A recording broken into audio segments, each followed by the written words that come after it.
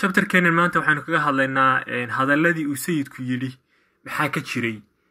iyo sida markaan hadalladaas soo qaatay gabayadiisa oo aan xaqiiqada dhinac dhigay iyo caddaymaha aan u hayo markaa in hadalladiisu ay dhagaxyo ka waaweynaayeen xaqiiqooyinkuna ay markaa gaalada iyo munaafiqiinta ay aada ugu cuslaayeen tusaalaha waxaa ka mid ah hadalladii uu yidhi gabaygiisi dardaaran qaybo ka mid aan soo qaatay iyo gabay kale oo aan haddeer magaciisa aanan hayn laakiinse halkan maqaal yar uu markaa sayidku yidhi aan halkan kusoo qaatay okay aynu ku bilow marka hadalkii sayidka sadarka ugu horreeyaan ka bilaabay markay duusho gaaladu anaan daabadow rarine marka gaaladu markay duulayaan tusaale ahaan halkan berberay ka duulayaan marka waxaa loo rarayaa saanadii militariga iyo hubkii iyo wax alaale wuxuu u baahnaa waxaana loogu tabarucayaa sidoo kale geela marka kii caddaanka ahaa tusaale ahaan ninka caddaanka halkaasuu iska baashaalaya iska fadhiyayaa dadkii uu markaa uu karaystana markaa sidan ay hawsha uga qabanayaan marka sayidku markuu leeyahay markay duusho gaaladu anaan daabadoo rarin waa dadka noocaas ah goortay dareeraan anaan diiradda u qabane markay markaa iyaguna dareeraan dabcan waxay ka daba qaadi jireen hadba jabadka laga guuro dunjigiinba waa taad kufriga daba ordayseene dabcan waad garanaysaa dadkii oo dhan markaa inay dadkii la shaqaynayay oo dhan inay isaga raacayeen oo sawiradu ay caddayn tahay warwatow digayseen markaan duulan soo wado calaashaan markuu sayidku duulaan soo wado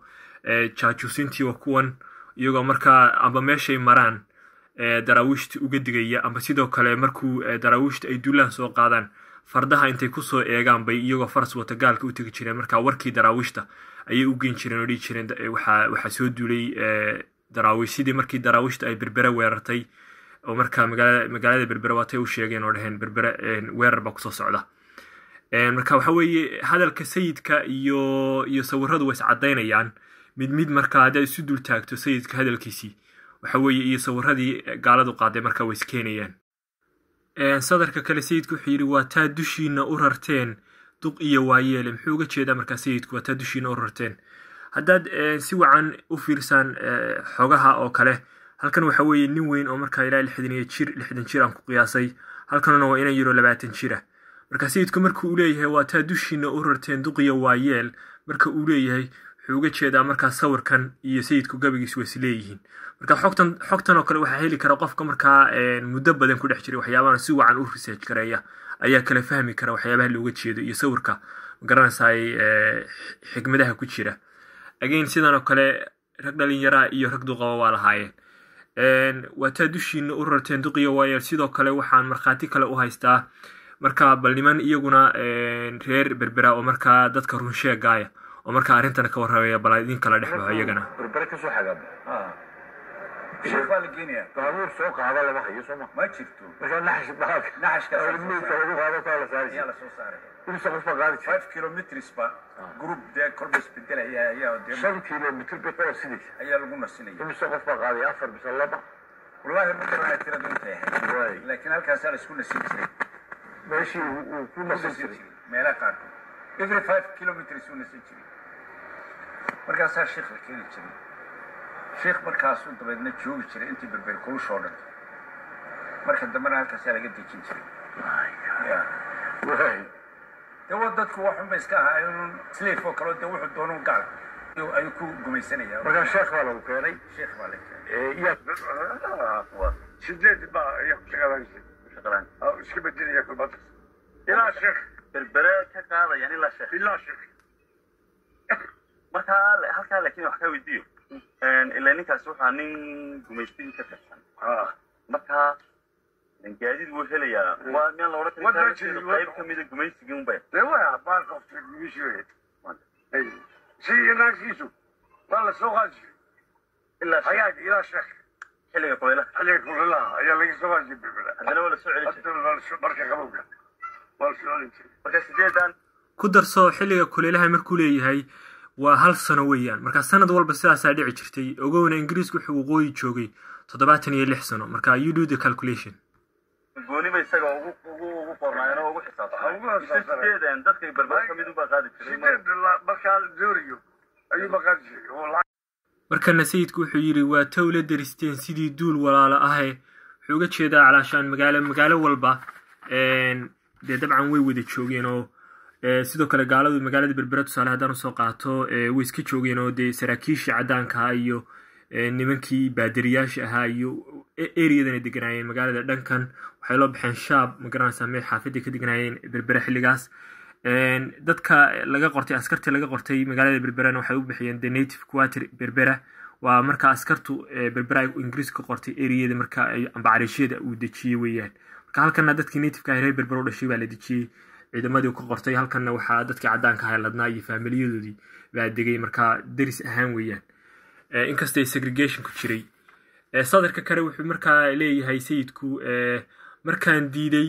waa taad warmaha igula duusheen markaa wuxuu ka sheekeynayaa tusaale ahaan haddaynu eegno de way ku macaareen sayidku waatay markaa ingiriiska usoo raaceen hadda tusaale ahaan dadka richard cofield waa kan burco markaa hubka u qaybinaya halkan waa rasaasti magaalada burco halkan waa iyagii qoryeysiinaya markaa uu leeyahay markaa kaaleyo daraawish igula duula iyaguna waa ka yeeleen oo de daraawish waa kula duuleen ingiriiska inkastoo markii dambe ingiriisku yiri waxba kuwan ma qaban karaan markaa dad ajnabiya uu u yeedhay loo yaqaano kinki african rifles ay ugu horreeyeen okay haddaan taa intaa kaga tago waa taad inuu dowlad yahay dood ku bixiseen dabcan wuxuu ka hadlayaa markaasoo kale waxaa jirtay nin daraawishta ula soo galay faras qisadu way qoran tahay oo markaa farasku leeyahay laysoo celiya ninkaas iga soo dhacay ninku shaqaal u ahaa daraawishtuna markaa waxay tiri diinta shareecadu waxay ka qabtaa laydinku xukumayaan moogasha isna wuxuu yidhi maye ingiriiska nakala xukumaya ninkaa markaa dhinacayay berbere ka yihiin markaa daraawishtii ninkaa way dishay waxay tiri diintaba ma ogola marka halkaasii ku dilay ninkii dabcan qisada qofkii doonaya buugga oo jaamac cumar ciise ku qoran yahay dibnihiina waa taad inuu dego ka sheegteen dabcan dee alanada waxay ku doodeen xataa in ingiriisku markaa uu constitutionku amba xuduud beenaadku waqooyi ka sameeyey inay dowlad ahaayeen taana hadallada sayidku magaranaysaay markhaatiba xataa alanada uu maanta noqonaya waa taad dariiqyada bartee noo daadnaan jiray dabcan sidii hore aan idinku tusay jaajuuskii waatuu mar walba uu ka sheegayey magaranaysaay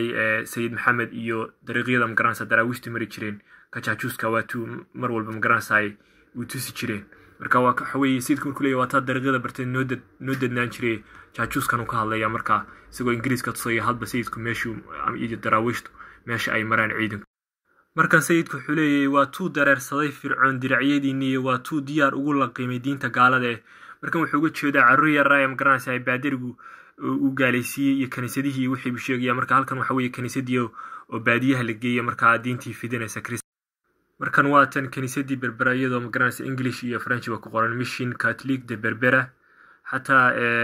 wuxuu sheegaya magaranaysaay ilaa iyo xilligay jirtay sidoo kale halkan waxa weeye bristigii amba wadaadkii kaniisadda oo markaa carruur yaraa bedelay ku dhex jira oo marka waxaa jiray xataa kuwo magaranaysaa la qaaday waddanka laga qaadeen meel la geeyey la garanayn iyo meelay ku dambeeyeen jaaniya cirib dhigeen marka taasuna waa gabayguu dheeryahay waqtiguna ima saamaxayo laakiinse waxaan kusoo gunaanadayaa